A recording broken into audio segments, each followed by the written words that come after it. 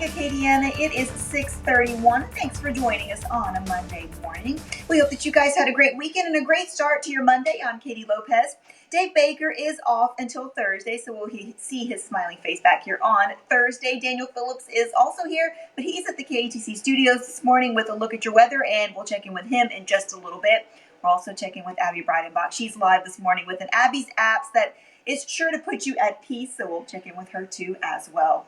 But first, our officers, we talk about being public servants and the responsibility that goes on with being a law enforcement officer.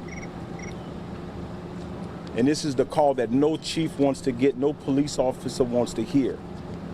An officer die. Baton Rouge police officer is dead, another in critical condition after being shot yesterday. The suspect now in custody and facing charges for that shooting and another shooting in Baton Rouge. 36-year-old Ronnie Cato is facing first-degree murder and attempted first-degree murder charges. These are in connection, and also a charge pending for Cato in connection to a domestic violence-related shooting that happened early Sunday morning.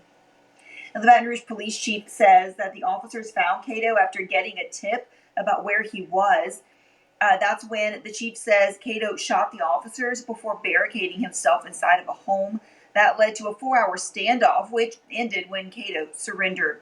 The two officers have not been identified, but what we do know is that the officer who died was a 21-year veteran of the force, and the officer in critical condition, a 7-year veteran of the department. But not only were these police officers public servants, they're fathers, husbands, loved by their family, and already dealing with the stress that we have to deal with this current COVID threat that we're in.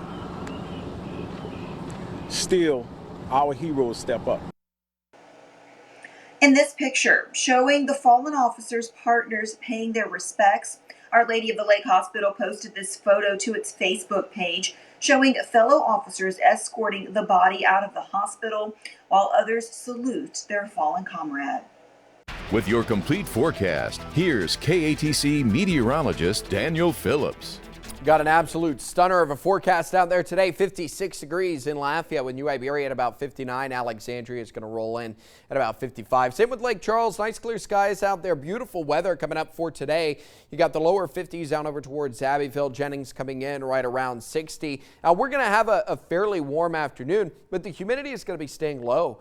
So it'll be dry outside. It'll be comfortable, especially if you're in the shade. It'll be a little bit of a breeze this afternoon. No real complaints out there at all. Nice sunny skies are rolling up through the afternoon and on into the evening as well. You'll be hard pressed to find any kind of cloud cover out there today.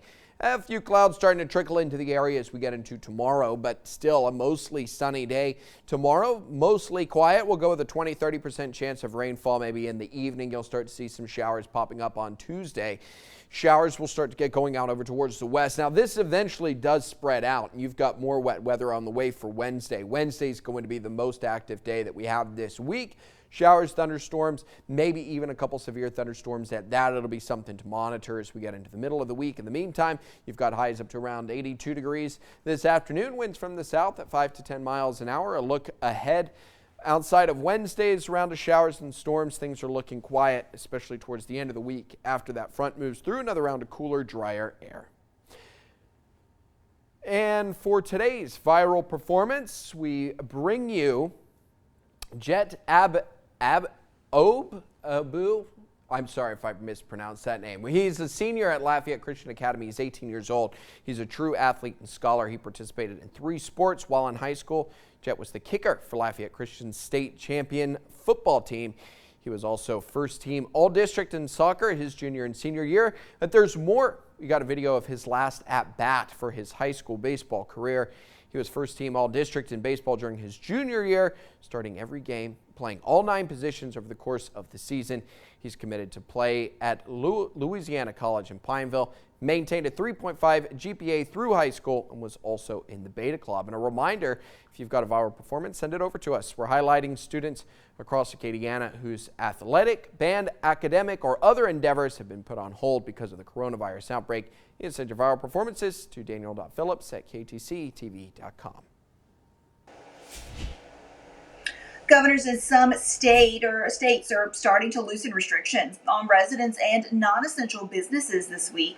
Now, other states like New York are taking a more measured approach to reopening. New York will use a phased process, starting with manufacturing and construction. The state's governor is urging businesses to begin thinking about a new normal. Think about it in terms of people.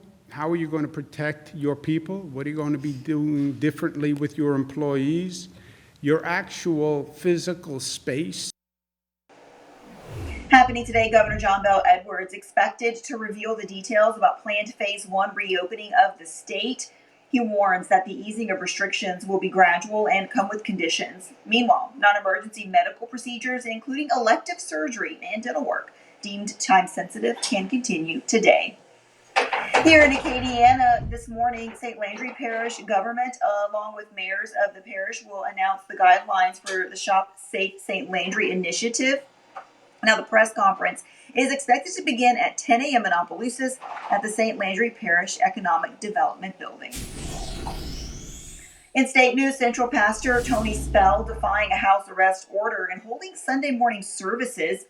A live stream from Life Tabernacle Church showed Spell walking among more than 100 congregants, most not wearing face masks or practicing social distancing. Sunday was the third straight day that the number of coronavirus cases fell in Louisiana.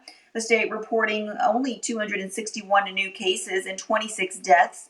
Right now, Louisiana is approaching 27,000 total cases with 1,670 deaths.